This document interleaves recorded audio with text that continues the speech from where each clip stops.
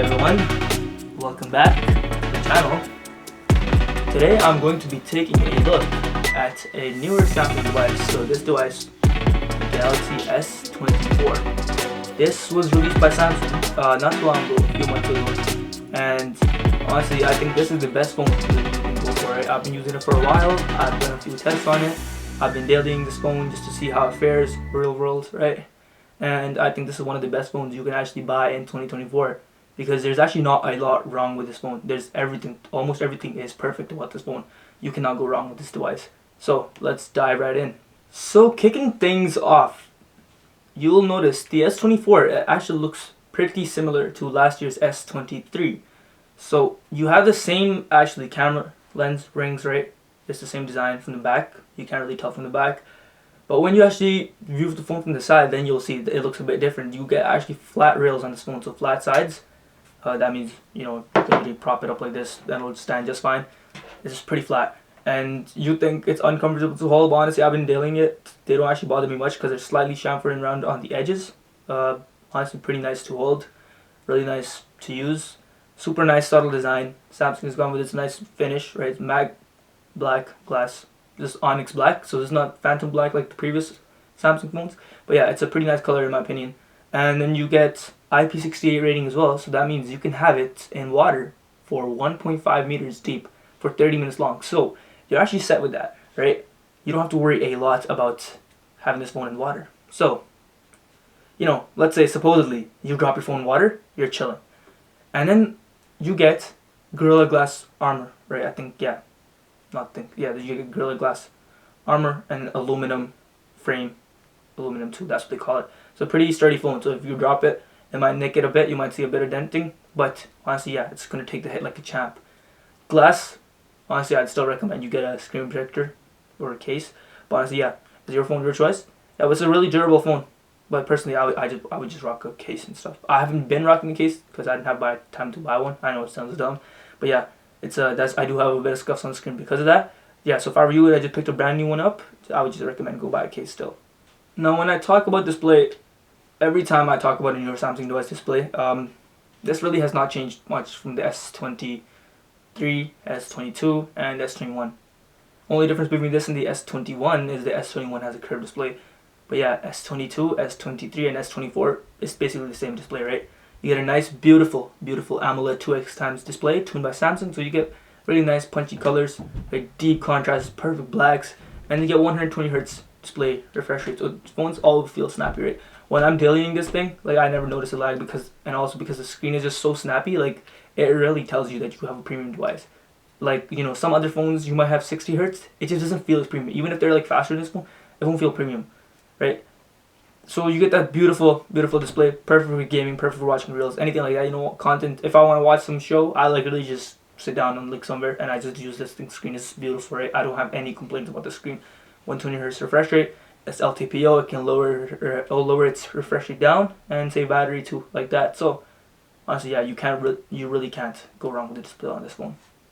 Moving on to what I think is one of the most, if not the most important things in a phone, right? It's the processor. It's how fast is your phone? Can it actually run things smoothly? Like, you can have the most nicest display, you can have beautiful cameras, but if the processor can't keep up in the phone, all of this is going to feel janky, right? I've been dealing this phone, and this phone has the new Samsung Snapdragon Galaxy Gen 3. So that means it's tuned by Samsung for Samsung. So it's made by Snapdragon, but it's tuned further by Samsung for their own devices. And actually it has slightly higher clock speed, slightly faster speeds than the stock Snapdragon Gen 3, 8 Gen 3. So what I've noticed from previous generations, especially from the S22, the S22 had one problem. It overheated a lot, right? Always had overheating problems like that. S23 they improved that a lot, but the processor was still decently fast on the S23. But this is the biggest jump in performance I have seen. From the S23 to the S24, it's a massive jump. So it fixes the heating issues from the S22. It keeps all the heat in check. It doesn't overheat. I've never felt this phone overheat. I'll be running demanding games.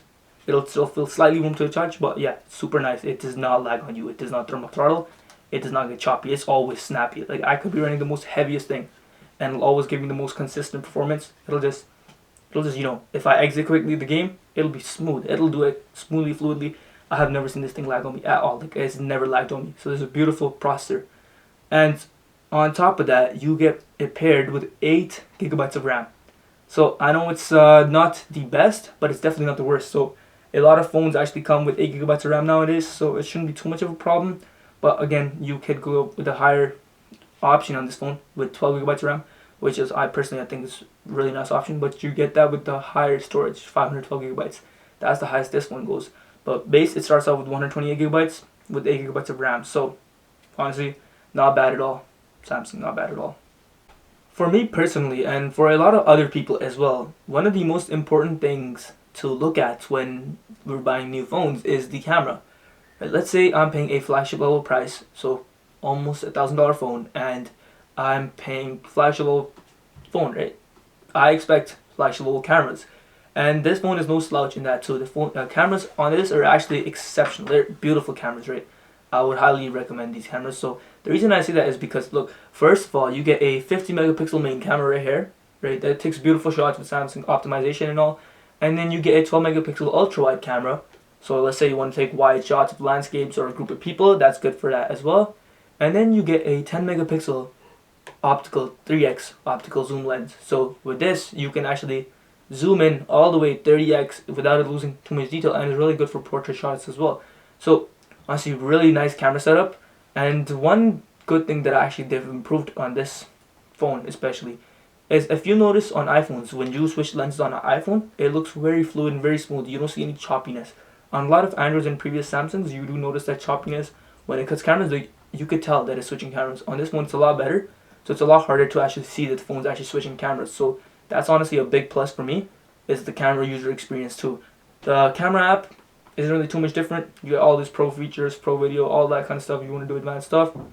So coming down to the front camera, not down, going to the other side, we got the front camera right here. This is a 12 megapixel front camera, so it is a lower resolution from previous models, but honestly this takes much more crispier and sharper shots. Again, it's not all about megapixel nowadays, especially with so much optimization going on. A megapixel is not the only thing that matters anymore. So, and then, with that being said, we come on to video. Video is amazing on this phone. It's beautiful video, right? Amazing video. So iPhone has always been really good at taking video. This phone is also really good at taking videos as well. And the reason I say iPhone is because Androids have also always been shunned upon because they always had worse video. Sure, photos might be good or better, but video always has been worse. So this phone actually closes the gap even more, and you're not going to have any problem with this phone at all. So a lot of B-rolls that I do on this channel are with this phone. So, other than it being maybe a bit shaky because obviously it's a phone, it's not a gimbal. Yeah, it's a beautiful camera for that too. It can do 8K 30 FPS, which is a huge game changer. Let's say you want to, record in 8K and you want to present on a big screen or edit, or you want to downscale to 4K, you're not going to lose any detail. You're going to own, it's going to be a really sharp image. And then you can also do 4K 60 FPS like most phones nowadays, which is really nice. Especially video on this camera, night mode, everything is beautiful, right? And the front camera, if you like vlogging a lot, if you want taking selfies a lot, if you want to just walk around, record, something like that with the front camera yourself, beautiful as well, 4K 60 FPS. So honestly, super impressive flagship front cameras, and in my day-to-day use, they've been amazing, right? I've taken a lot of nice photos with these.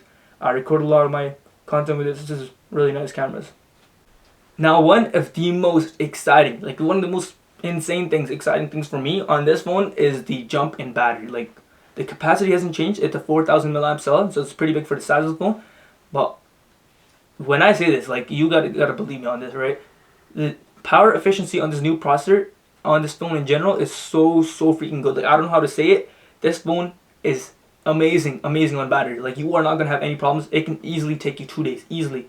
Let's say you're using it normally. You're gonna start in the morning. You're gonna come home. It's gonna be 50-60%. It's ready. Boom. It's ready for the next day. Amazing battery. So on the S22, it was terrible, right? The review video I made on the previous S22, I mentioned it was extremely terrible, poor battery life, right? Terrible battery. On the S23, they did change it up, but honestly, even compared to the S23, this is way better battery, right? You get a way nicer battery, and it's long. It lasts long, so you are not gonna have any problem with this battery. And if you're a power user, you're not gonna have any problem at all. This is a really nice, snappy phone, fast, and the battery is extremely amazing. The battery keeps up just perfectly. I cannot stress this enough. if you're looking for battery, this is the phone to go for. Super nice battery. And then we come on to charging, right? Let's say your battery does die and you want to charge your phone fast. So it doesn't have the quickest 45 watt wire charging, but it does have 25 watt wire charging, which again is not the fastest by today's standard, but it's not the slowest either. So it'll top you up pretty quickly, 100% in an hour. That's what Samsung says, and that's what I've experienced myself. And then you also get wireless charging, 15 watts. That's also pretty quick, but it's going to charge your phone a lot slower, obviously, because it's going to heat up and it's going to slow down, because wireless charging is pretty inefficient. It creates a lot of heat. And then you got reverse wireless charging, which you can just turn it on, place your Galaxy Watch, Galaxy Ring, Galaxy whatever, or Galaxy earbuds, or just another phone entirely, and it'll top that up too pretty quickly. So not bad at all when it comes to battery. Like, it's amazing when it comes to battery. No, what am I saying? Not bad at all. It's amazing battery life. Another pretty nice thing in this phone, it's not too big of a thing for me, but yeah, you get all the new AI features. So if you're like a new person, you want to try all the new features, you do get all that. I haven't used them too much. The only one I really use the image editor, image eraser, all that kind of stuff. And then you do have circles to search, which, you just hold the home button. You can find this stuff online. I'm not gonna go in full detail here, but yeah, a lot of the AI stuff, you're gonna get all the new AI stuff because this is the most recent Samsung, so you get all that. And then on top of that, you have Wi-Fi 6E. So I have a Wi-Fi 6E supported modem, and what that means is, you know how there's usually 2.4G Wi-Fi and then 5G Wi-Fi. 5G is faster than 2.4G. So this one can connect to 6G Wi-Fi. So I've done it with my modem. It's blazing fast, right? So on Wi-Fi on air, I will get like 1500 Mbps. So it's extremely blazing fast. That's crazy. So this phone is future-proof for a lot of Wi-Fi stuff. So you're not gonna be stressing about that. Honestly, yeah. In terms of the software and stuff, you're chilling, right? And then the craziest part for an Android, this phone supports 7 years of software updates. So Samsung has promised 7 years, which is actually mind-blowing for any Android phone. No Android phone, maybe other than Google Pixel, has had this insane of support. So this is finally catching up to iPhone level, which Apple has, a long history of supporting the devices for long. So Samsung's finally committing to do that too, from 4 years, which it used to be, to now 7 years. So this phone could potentially be on Android 21 one day, right? Like, this is gonna be going on for a long time. You are chilling with that too. So, whether you want to buy this phone and you're worried about, oh, is it future proof? It's definitely 100% future proof. Honestly, I would go for this phone. In the end, I do believe, yes, this phone does look extremely similar from last year's phone, except the flat sides and the speaker grill looking a bit different. But a lot of stuff that's different about this phone is actually the software and inside the phone, like the hardware. You're not going to notice it from outside. So the biggest change for me is the battery life. It's insanely fast battery, and temperature management is a lot better. So this does not overheat at all. It's snappy and it feels like a flagship phone at all times. It'll never lag on you. It has not lagged on me for a few months I've been using.